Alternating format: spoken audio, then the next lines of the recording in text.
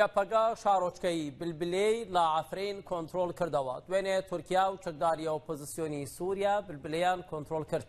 بەڵام ئەمڕۆ بە شەڕێکی قورس یەپەگە لێیساندنەوە. بە پێی ئاماری هێزەکانی سووریا دیموکرات لە 26 یەکەوە تا ئێستا تورکیا زیاتر لە 460 هێرشی ئاسمانی کردووەتە سەر عەفرین. 34 شەروانگیانیان لەدەستداوە، یەکێکیش دەستگیر کراوە.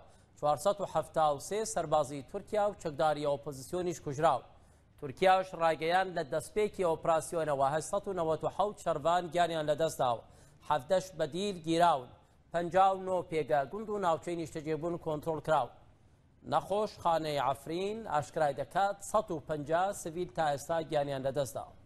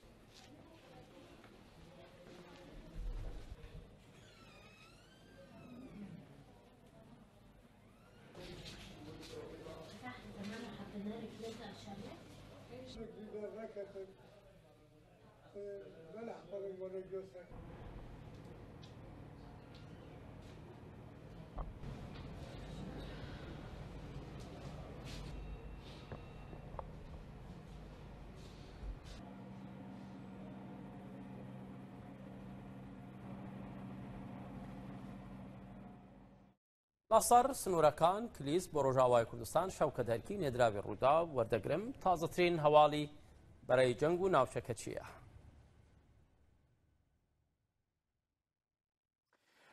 بله شهوک و دقا داوی ماگاهی وی که بدون کو سررکانی ارتش ترکیه کمک بریان ها داخویانی یک بلاف کری و گوتیت و ادوی داخویانی دهاتی اشکره کرن که دیرش شیخ خوروز که ایرو دجی تانگ اگه ارتش ترکیه هات بکرن 5 سربازên artêşa Tirkiye jiyana xwe ji dest dane beriya wê jî daxuyaniya kuştina sê serbazên dî belav bû bi giştî di êrişînê ro de heta niha gorî daxuyaniyên fermandariya giştî artêşa Tirkiye bi giştî 8 serbazên Tirkiye jiyana xwe ji dest daya behsê zerer û ziyanên artêşa azadiya Sûriye jî heta vê gavê nehatiye kirin. Îro du êrişên gelek berfire hebûn, du êrişên mezin hebûn. Yek gund nêzîkî gundê Şilta ku dikeve se Sînûr û elvê derê qereqoleke Tirkiye heye û nêzîkî gelek nêzîkî bajarê Kilîsî elvê derê bi rokêtan êrişî vê qereqolê hate kirin.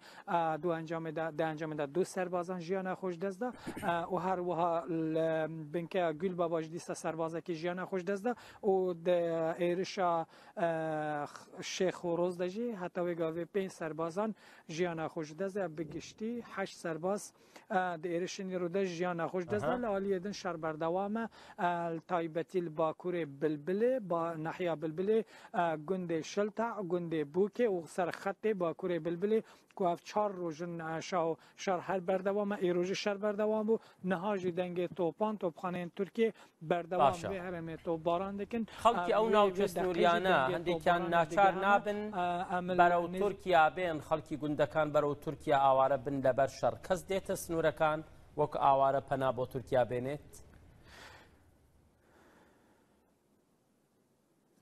شاهمەیەر و سەردانا چەند گوندên سînorî kirin rasteku bu qemera qisa nakin gundên divî aliyê sînor de ku kesûkarên wan li aliyê Efrînê ne wan gorî agahiyên wan daneme xelkê wan gundan çend roj beriya niha koçber bûne lêbelê nehatine aliyê Tirkiye berev nahiya Bilbil çûne heta hindek heta senterê Efrînê çûne yani ew gund sivîl qismek derketine lêbelê berev aliyê Tirkiye ve yani berev Bakur nehatine bereva jî berev başûr çûne yani gundên ser sînorî berev Bilbil û Efrînê çûne bi giştî heta vê gavê nêzîkê 12,000 kes li herêma Efrînê koçber bûne hindek koçber heta Helebê jî çûne şaho yani pêleke koçberî he lê ev pêla koçberiyê ne berev Tirkiye berev navrastê Sûriye û her wiha berev Efrînê çêbûye. gelek spas Şewket Herkî.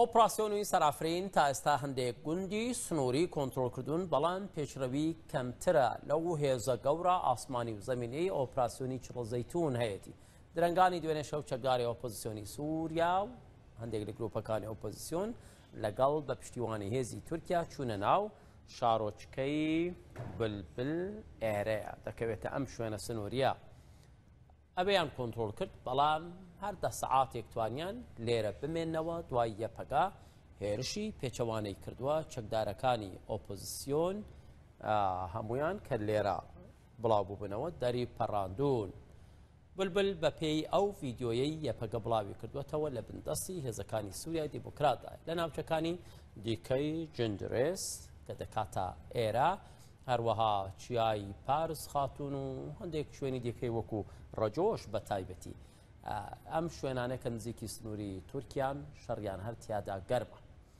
دەچم هەندێک زیاتر لەسەر بلبل قسە دەکەم ئەم شارۆچکەیە و کۆمەڵێک گوندیش سەربە بلبلن لە سنووری ئافریندایە بلبل وەگوتم سەر بە ئافرینە بەڵام زۆر نزیکە لە سنووری تورکیاوە تەنیا 2 کیلۆمەتر دوورە لە سنووری تورکیا کەواتە هەرکە شەڕ دەستی پێکردووە ئۆپراسیۆن دەستی پێکردووە وەک ناوچەی شەڕ تا ئەندازەیەکی زۆر یەپەگە و تورکیا کەوتۆتە یعنی بن دەسوپێی هەردوولا خەڵکەکە چۆڵی کردووە ئامانجی بردومان و تۆپباران یعنی بەردەوام بولبولی کردووەتە ئامانج تۆپباران بولبول زیاتر لە 29 کیلۆمەتر لە عەفرینەوە دوورە ژمارەی دانیشتوانیشی لە نێوان 15 بۆ 20 هەزار کەسن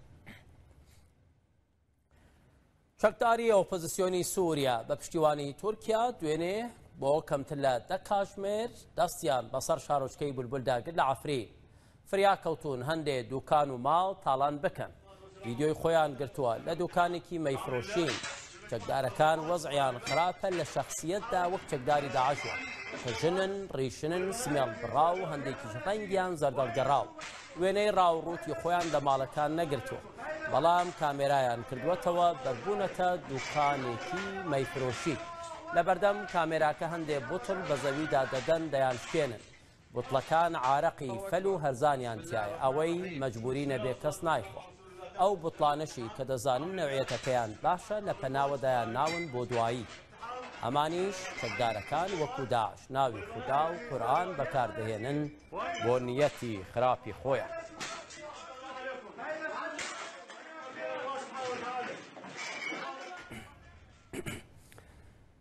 یاپەگا هەڕەشەی تۆڵەسەنەوە دەکات لەو سوکایەتەی بە تەرمی بارین کۆبانێ کراوە لە عەفرین. شەڕڤان بارین کۆبانێ لە گوندی قومای سەر بە عەفرین گیانی لەدەستدا. هەڤاڵەکانی دەڵێن بارین شەڕی قارەمانانەی کردووە دەشت بەوانەی هێرشبەر و داگیرکارن. یاپەگا ڕاگەیان بارینی کۆبانێ دوایەوەی تاوەکو دوافی شەک شەڕی کردووە گیانی لەدەستدا. ئەو چەکدارە عەرەبانەی ئۆپۆزیسیۆنی سووریا کە پێشتر لە بەردەم هێرش و ئازایەتی باریندا زەلیل و بەزیو بوون بە مردووی فرسەتیان لێهێناو چوونەتە سەر تەرمەکەی ئەندامی جەستەیان بڕیوە. لەم ڤیدیۆدا تەرمی بارین دەبینن وەک چیا ڕاکشاو. چەکدارەکانیش دەبینن ئەوانەی بە گولەی بارین نەکوژراون لەسەر تەرمەکەی وەستاو. چەکدارێک کە مرتەزەقەیە هیچ نییە بکات چەکداری نەبێت دەڵێت لاکەون با من لە کامێراکە دەرکەون ئەمە غەنیمەیە تۆڵەی ئێمەیە. بارین کۆبانێ کچە کوردێکی ڕۆژاوای کوردستانە و سربەیەکینەکانی پاراستنی ژنان یا پەژەیە. بارین ڕۆژی سی کانونی دووەم لە شارۆچکەی بلبل لە عەفرین تا دوافی شەک شەڕی کرد دواتر گیانی لەدەستدا. تەرمی ئەم کچە شەڕڤانە لەلایەن چەکدارانی سوپای سووریای ئازادەوە سوکایەتی پێکرا کە ئەمە کاردانەوەی بە دوای خۆی داهێنا. ئیتلافی ئۆپۆزیسیۆنی سووریا ئەمەی سەرکۆنە کردو گوتی ئەوان بەو سوکایەتی و پێشێلکاریە ڕازی نابن کە دەرحەق بە بارین کۆبانێ کراوە. فەرماندەیەکی ئۆپۆزیسیۆنی سووریا بە تۆڕی میدیای ڕووداوی ڕاگەیاند ئەنجامدەری ئەو کارە سزای خۆی وەردەگرێت. لا الجيش التركي ولا الجيش الحر يرضى هذا. نەسوپای تورکیا و نەسوپای ئازاد بەو پێشێلکاریانە ڕازی نابن. ئێمە هەرگیز بەو کارانە ڕازی نابین. ئەوە ناموسی ئێمەیە. بەڵکو ئەوە هەڵسوکەوتی سوپای حکوومەتەکەی بە شارەسەدا کە ئێمە پێی ڕازی نین. ئەگەر ئەو کارە کرابێت کارێکی تاکە کەسیە. ئەنجام دەرەکەی سزای خۆی وەردەگرێت. هەندێک گەنج لە چەکدارەکانمان کەلوپەلی ماڵانیان بردووە. سەرکردەکانی سوپای تورکیا و سوپای ئازاد کەلوپەلەکانیان گەڕاندوێتەوە و ئەوانەی بەو کارە هەڵسابوون سزای داون. ئێمە داگیرکردنین و ئێمە برایەکین. هەروەها ڕوانگەی سووری دوای وردبینی لەم گرتە ڤیدیۆیە کە لەلایەن چەکدارانی سوپای سووریای ئازادەوە بڵاو کراوەتەوە ڕووداوەکەی پشتڕاست کردەوە. لە گرتە ڤیدیۆیەکەدا دیارە کە لاشەی ژنە شەڕڤانەکە بە تەواوی شێوێنراوە و ڕوود کراوەتەوە. هاوکات کۆمەڵێک چەکداری سوپای سووریای ئازاد لە دەوری لاشەکەدا دەبینرێن کە بە زمانی عەرەبی قسە دەکەن. تۆڕی میدیای ڕوودا و بەشێکی ئەو قسانەی ژێرنووس کردووە بەڵام بەهۆی نەشیاوی و نەگونجاوی بەشێک لەو قسانەی لە ژێرنووسەکەدا لابردووە.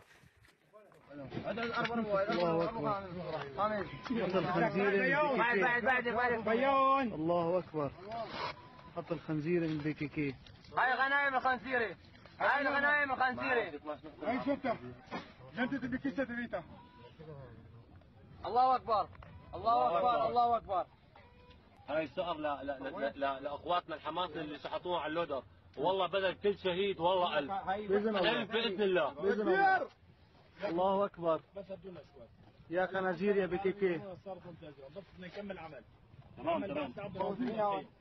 دواتر تەرمی کۆبانێ وەردەگیرێتەوە بە خات دەستپێردرێت. بڵاوبوونەوەی ئەو گرتە ڤیدیۆیە کاردانەوەی زۆری بە دوای خۆی داهێناوە و ناڕەزایی دروست کردووە. سوپای تورکیا لە ڕۆژی 20 کانونی دووەم ئۆپەراسیۆنی دژ بە عەفرینی لە ژێرناوی چڵە زەیتون ڕاگەیاند. کۆسار عوسمان ڕووداو.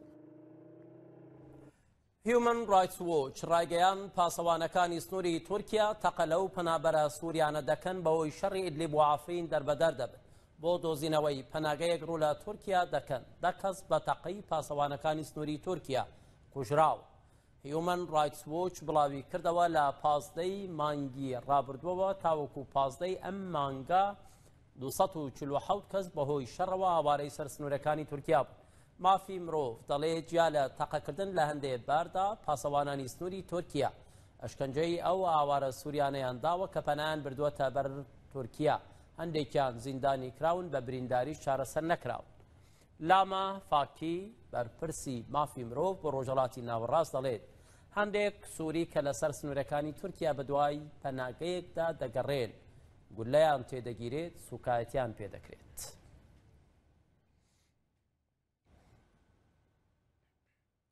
میدیای جیهان هاوسۆزە لەگەڵ خەڵکی عەفرین ئەو دیمەنانەی بڵاو دەکرێنەوە ڕای جیهانی بەرامبەر ئۆپراسیۆنی چڵە زەیتون گۆڕیوە. گوشاری نێودەوڵەتی داوای وەستاندنی شەڕی سەر عەفرین دەکات. پاساوی تیرۆریستی بۆ یەکپەگە لە میدیای جیهان و ناوەندەکانی بڕیاردا بە هەند وەرنەگیراوە. ڕۆژنامە دیارەکانی جیهان نووسیویانە یەکپەگە شەڕی تیرۆری کردووە، داعشی شکاندووە. کۆمەلگای نێودەوڵەتیش ناتوانێت پشت لە خەڵکی عەفرین بکات، هەروەها لەو هێزە بکە کە تیرۆری تێکشکات. ئۆپەراسیۆنی سوپای تورکیا و هەندێک گروپی چەکداری ئۆپۆزسیۆنی سووریا بۆ سەرهەرێمی عەفرینی ڕۆژاوای کوردستان بۆتە بابەتێکی سەرەکی میدیاکانی ناوچەکە و جیهانیش. ڕۆژنامەی ئەرمینیان ویکلی بە ناونیشانی کۆمەلگای نێودەوڵەتی ناتوانێت پشت لە خەڵکی عەفرین بکات، بابەتێکی بڵاو کردوێتەوە تێدا هاتووە لە ڕۆژی 20 مانگی ڕابردووەوە سوپای تورکیا دەستی بە هێرشی سەر کانتۆنی عەفرین کردووە و سەرۆکۆماری تورکیاش دەڵێت ئەم هێرشانە بۆ تێکشکاندنی یەپەگە و یەپەژە پێویستن کە بە بڕوای ئۆردۆغان ئەو هێزە چەکداریانە یارمەتی تیرۆریستان دەدەن. ئەرمینیان ویکلی دەنووسێت ئەو تۆمەتانی سەرۆکۆماری تورکیا لە ڕاستیەوە دوورن، چونکە ماوەی چەند ساڵێکە یەپەگە و یەپەژە شەڕی داعش دەکەن و لەسەر چەندین بنچینەی وەک مرۆڤایەتی و دیموکراسی و فراینی و خەڵک و مافی ژن کاروباری چەند ناوچەیەک بەڕێوە دەبن. ئەرمینیان ویکلی ئاماژە بەوە دەکات یەپەگە و یەپەژە تیرۆریست نین و هەڕەشەش نین بۆ سەر هیچ وڵات و نەتەوەیەک و هەر بۆیەش دەبێت کۆمەڵگەی نێودەوڵەتی لەم کاتەدا پشت لە خەڵکی عەفرین نەکات. ڕۆژنامەی گرین لێفتیش لە بابەتێکیدا دەنووسێت هێرشکردن سەر عەفرین هێرشکردنە سەر کۆچبەران. ڕۆژنامە ئوسترالیەکە دەنووسێت لە ماوەی چەند ساڵی ڕابردوودا کامێرای کەناڵەکانی ڕۆژاوا و وێنەی خەڵکیان کرد کە ڕێگەی پڕمەترسی دەریای ناوەڕاستیان بڕی بۆ ئەوەی ژیانێکی ئالام لە ئەوروپا دەست پێ بکەن. بەڵام هەر لەو ماوەیەدا هەزاران کەسی دیکە لە ناوچە جیاوازەکانی سووریا ڕوویان لە ڕۆژاوای کوردستان کرد و نزیکەی نیوەی خەڵکی عەفرینیش کۆچبەرن. هەر بۆیەش بە بڕوای نووسەری بابەتەکە دەبێت هەنگاوی هێزە کوردیەکان بۆ قەیلانی کۆچبەری سووریا ببێتە نمونەیەک و چاوی لێ بکرێت نەوەکو بەم جۆرە بەر هێرش بکرێت. ڕۆژنامەی عەرەب نیوزی سعودیش بابەتێک بە ناونیشانی لە دوای 2 هەفتە لە ئۆپەراسیۆنی عەفرین هەنگاوی داهاتوو چییە بڵاو دەکاتەوە و تێدا دەنووسێت ئەم ئۆپەراسیۆنە کاریگەری لەسەر پەیوەندیەکانی نێوان دوان لە ئەندامە گرنگەکانی ناتۆ دەبێت کە ئەمریکا و تورکیا. بابەتەکەی عەرەب نیوز تێدا هاتووە پێشبینی دەکرێت تورکیا ئۆپەراسیۆنەکەی بۆ سەربردن درێژە پێ بدات و دواتری زیاتر بەر ڕۆژهەڵات بڕوات. لە درێژەی بابەتەکەدا هاتووە دەکرێت کارێکی لەو جۆرە گرژی لە نێوان سوپای تورکیا و ئەمریکادا دروست بکات، چونکە سوپای ئەمریکا وەک بەشێک لە هێزی هاوپەیمانیتی نێودەوڵەتی دژی داعش لەو ناوچەیەدا.